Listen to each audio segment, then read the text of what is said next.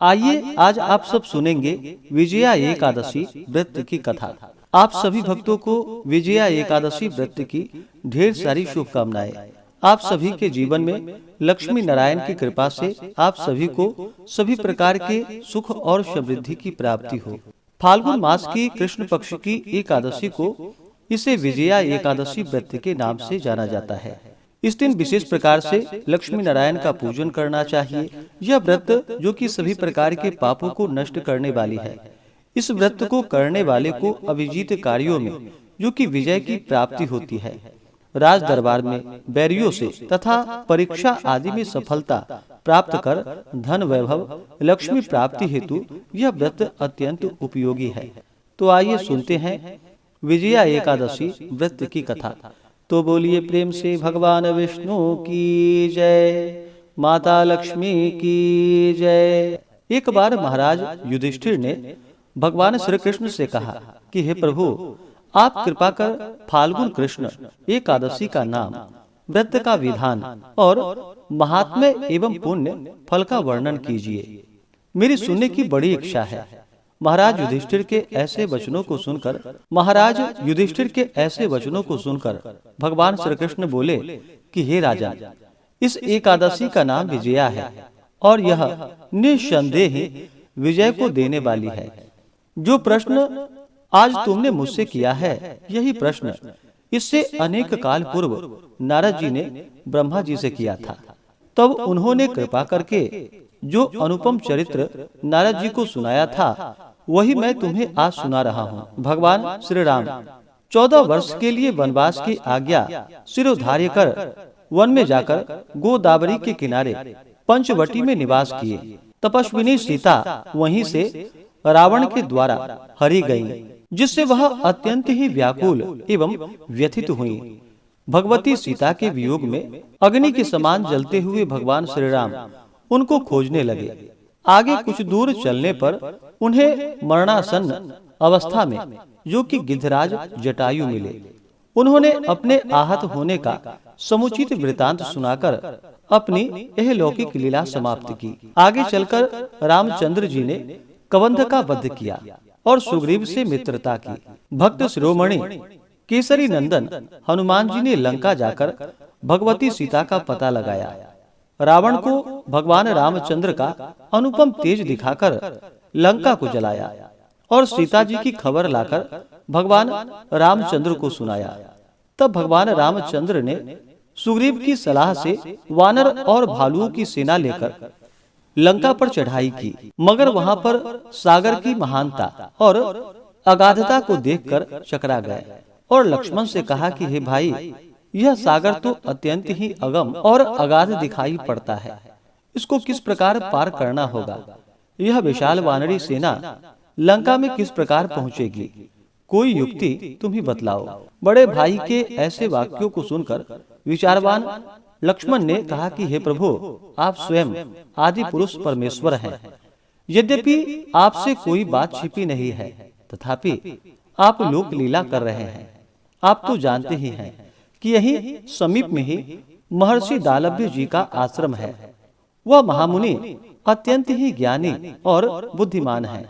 यदि आप उनके पास जाकर यह प्रश्न करें तो वह अवश्य ही कोई उपाय बतलाएंगे। लक्ष्मण जी की ऐसी बातें रामचंद्र जी को ठीक जची और वे दालभ्य ऋषि के पास जाकर उन्हें प्रणाम किए। महर्षि ने आशीर्वाद देकर उन्हें आदर पूर्वक आसन दिया और फिर आने का कारण पूछा। उत्तर में रामचंद्र जी ने अपना अभिप्राय महर्षि से कह सुनाया।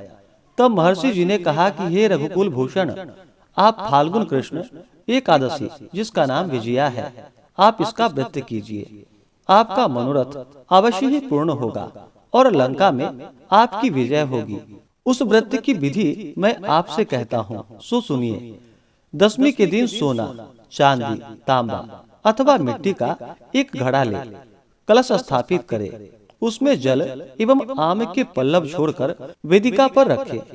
उसके आसपास सप्तधान्य और उसके ऊपर जौ रखकर नारायण की प्रतिमा को स्थापित करे।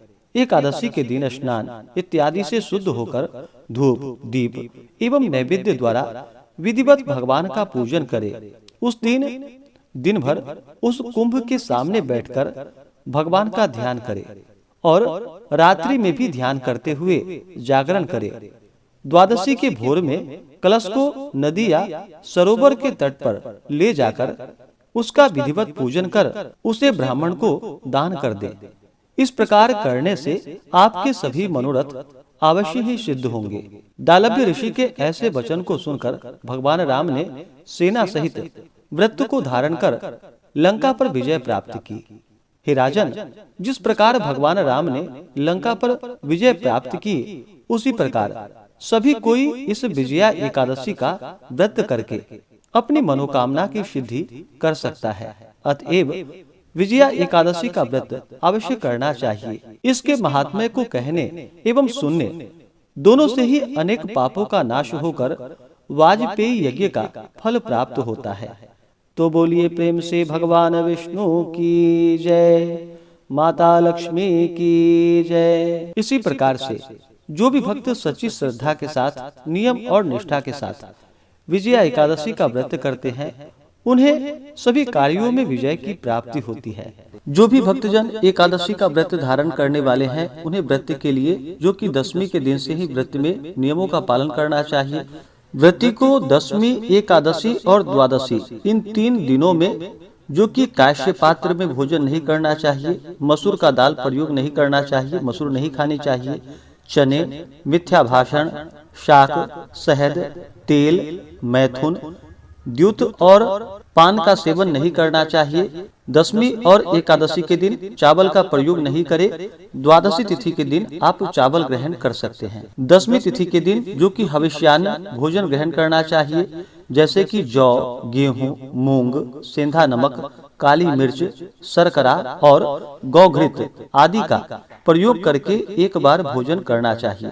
दशमी की रात्रि में एकादशी व्रत का स्मरण करते हुए, भगवान विष्णु का स्मरण करते हुए सोना चाहिए और एकादशी की सुबह नित्य क्रियाओं से निवृत्त होकर के गंगा नदी में या घर के नहाने के पानी में ही थोड़ा सा गंगा जल मिला करके स्नान करना चाहिए।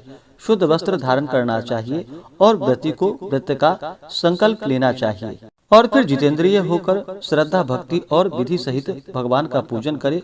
उत्तम प्रकार के गंध, पुष्प, धूप, दीप आदि नैवेद्य आदि से अर्पण करके निराजन करे।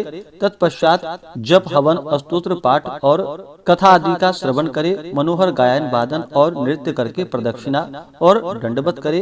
एकादशी की रात्रि जागरण करते हुए समय को व्यतीत करनी चाहिए। भगवान का स्तोत्र पाठ आदि करते हुए समय को व्यतीत करे और द्वादशी तिथि की सुबह स्नान करके शुद्ध वस्त्र धारण करके भगवान का पूजन और आरती कर लेनी चाहिए। इसके बाद ब्राह्मणों को भोजन करवाना चाहिए। ब्राह्मणों को दान और दक्षिणा देनी चाहिए। गरीबों को भोजन करवाना चाहिए और फिर समय के अनुसार व्रत का पालन करना चाहिए। ऐसे ही ज्ञानवर्धक जानकारियाँ प्राप्त करते रहने के लिए चैनल पे अगर आप पहली बार आए हैं तो चैनल को लाल बटन दबा करके सब्सक्राइब करें, साथ में बेल आइकन घंटी को दबाएं ताकि आने वाली वीडियो का नोटिफिकेशन आपको समय से मिलता रहे।